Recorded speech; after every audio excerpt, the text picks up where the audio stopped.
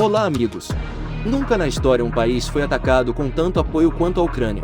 Segundo o que é o World Economic Institute, até o momento, o montante total de ajuda militar, financeira e humanitária que receberam e receberão é superior a 100 bilhões de dólares, do qual cerca de 66% vem dos Estados Unidos, correspondendo a 66 bilhões de dólares, um número terrível e inacreditável. De acordo com o porta-voz do Ministério das Relações Exteriores da Ucrânia, a ajuda militar dos Estados Unidos é totalmente gratuita. Qual é a verdade? Vamos descobrir juntos. Desde o início da guerra, o Congresso dos Estados Unidos aprovou oficialmente um pacote de ajuda de 66 bilhões de dólares para a Ucrânia. Desse total, cerca de 40 bilhões de dólares foram alocados para programas específicos. O resto ainda está no papel. De acordo com Mark Cancian, consultor sênior do Programa de Segurança Internacional, 25 dos 40 bilhões de dólares foram gastos em financiamento militar. Inclui 6 bilhões de dólares usados principalmente para armar a Ucrânia, incluindo 38 sistemas de foguetes HIMARS, 8.500 mísseis antitanque Javelin e 1.600 mísseis antiaéreos Stinger. Todos são retirados das reservas disponíveis do Departamento de Defesa. A maioria deles está armazenada há décadas, por isso faz sentido usá-los para evitar danos ou manutenção dispendiosa. Em seguida, 9 bilhões de dólares foram usados para reabastecer o estoque de armas dos Estados Unidos, a fim de evitar déficits que foram enviados para a Ucrânia. Este montante também conta como ajuda. O terceiro é de 4 bilhões de dólares, usado para um programa de financiamento militar estrangeiro que permite à Ucrânia e outros países aprovados comprar novos equipamentos militares dos Estados Unidos. Destes, Kiev encomendou 8 sistemas de defesa aérea NASAMS e uma bateria Patriot. Eles usam fundos americanos para comprar produtos americanos. Outros 3,9 bilhões de dólares foram alocados para os militares dos Estados Unidos, implantados na Europa. Está pronto para lidar com a Rússia em caso de emergência. No final, mais de 2 bilhões de dólares são gastos em uma infinidade de coisas, como pesquisar a situação da guerra, apoiar aliados que enviaram armas para a Ucrânia e expandir sua capacidade de produção de mísseis mais rapidamente, e comprar algumas armas importantes para adicionar ao estoque. Este soa tão mágico. Mais de 2 bilhões de dólares fazendo grandes coisas. Assim, um total de 25 bilhões de dólares foi usado para ajudar a Ucrânia e fortalecer o poder dos próprios Estados Unidos contra a Rússia. Os 15 bilhões de dólares restantes vão para apoio humanitário e econômico. Este parágrafo não vamos analisar em detalhes, cabe aos funcionários dos Estados Unidos explicar perante o Congresso Federal. Então, como a Ucrânia devolve a ajuda? Como todos sabemos, eles agora estão falidos.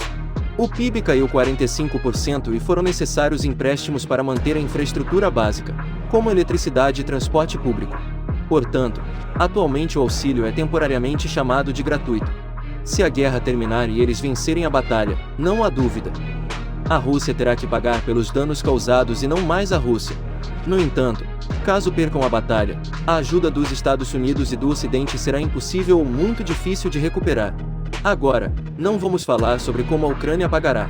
O importante é porque a economia dos Estados Unidos está com problemas, mas ainda disposta a correr riscos para apoiar totalmente a Ucrânia. O que eles ganham? Tem muito. Aqui falamos apenas dos principais benefícios. Primeiro, os Estados Unidos acreditam que o futuro da ordem mundial é moldado pela competição entre regimes democráticos e autocráticos. Portanto, apoiar a Ucrânia faz parte de sua estratégia para ampliar e proteger as democracias.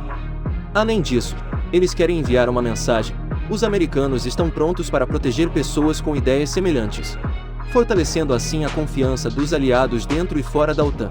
Em segundo lugar, este é o melhor momento para os Estados Unidos destruir ou pelo menos enfraquecer a Rússia. Por que é o melhor? Porque a Rússia está subindo muito fortemente. Sua influência no Oriente Médio, rico em petróleo, ameaça superar a dos Estados Unidos. A primeira é que eles têm uma forte presença na Síria, com sua coesão com o regime de Assad. A expansão da base militar em Tartus também poderia ajudá-los a se desenvolver no mar Mediterrâneo. Em segundo lugar, está a crescente cooperação política e militar com o Irã. Isso faz com que a posição dos Estados Unidos na região seja abalada. Mesmo aliados dos Estados Unidos, como a Arábia Saudita ou a Turquia, mostram sinais de se desviar. Além disso, países em crescimento como a Índia também têm muitos aspectos a favor da Rússia. Se isso continuar, a Rússia ficará mais forte e a América não será mais ela mesma.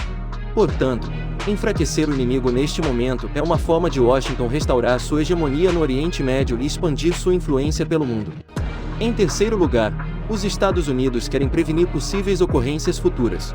De acordo com os formuladores de políticas de Washington, se a Rússia vencer facilmente a batalha na Ucrânia, talvez em 5 a 10 anos, eles continuarão a fazer o mesmo com outro país da Europa. Então, conforme eles se tornam mais fortes, a ameaça se torna mais perigosa. Assim, nas palavras do secretário de Defesa dos Estados Unidos, gostaríamos de ver a máquina militar russa reduzida ao ponto de não poder ameaçar nenhum outro aliado no futuro. Em quarto lugar, na última década, os Estados Unidos viram a China como seu principal concorrente econômico e militar. Mais cedo ou mais tarde, os dois lados também se encontrarão, possivelmente sobre a questão de Taiwan. Os americanos sabem disso. Rússia e China não são aliados oficiais, porque não há tratado de defesa mútua entre eles. No entanto, esta relação tem os atributos de uma aliança, como venda de armas e exercícios militares conjuntos, aumento da cooperação em tecnologia de defesa, disposição para ajudar uns aos outros na resolução de problemas no campo da defesa e segurança, juntos para manter a estabilidade e os interesses comuns em Ásia Central. Portanto, para evitar a possibilidade de enfrentar duas grandes potências ao mesmo tempo, agora é a vez dos Estados Unidos aproveitarem o apoio de seus aliados para destruir a Rússia. Além disso, a prontidão do Ocidente em se opor a Moscou também é um alerta para que Pequim não faça o mesmo. Quinto, a liderança dos Estados Unidos em ajuda, ajudando a elevar o moral de seus aliados dentro e fora da OTAN. Eles dizem: Washington está tentando agir para proteger a Europa e o bloco democrático contra a Rússia. Uma série de países da OTAN, como a Alemanha, Eslováquia ou Espanha, se comprometeram a aumentar os gastos com defesa para 2% do PIB. Mais cedo, o ex-presidente Donald Trump havia gritado com voz rouca, mas ninguém ouviu. O que isto significa? Ajuda os Estados Unidos a fortalecer sua posição como líder, criando forte confiança para as pessoas abaixo.